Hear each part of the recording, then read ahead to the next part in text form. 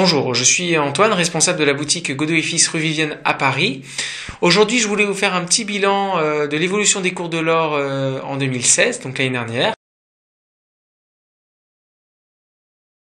En Chine comme aux États-Unis, les investisseurs particuliers ont cherché à acheter de l'or. Ils étaient à la fois motivés par les baisses des prix entraînées par les sorties des fonds et par le risque géopolitique généré par l'élection de Donald Trump. L'élection de Donald Trump qui a menacé de mener une politique commerciale agressive vis-à-vis de la Chine, les investisseurs du plus grand consommateur d'or au monde ont cherché la sécurité alors que le risque d'une bulle immobilière plane toujours sur le marché chinois.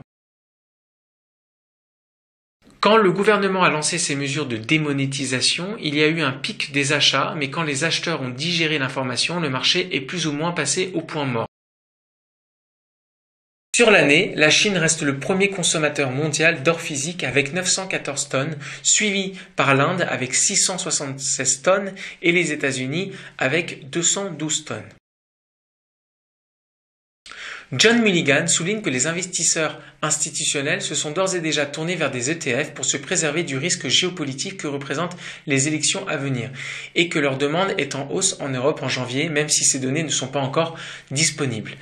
Les élections françaises approchent et le risque de voir Madame Le Pen au pouvoir entraîne une forte demande en or physique de ses concitoyens et c'est pour cette raison qu'aujourd'hui nous sommes présents pour vous proposer un panel d'or en or physique sous forme de pièces ou de lingots pour se préserver son épargne d'éventuels risques géopolitiques et surtout d'un risque d'un Frexit, c'est-à-dire la sortie de la France de l'Union européenne.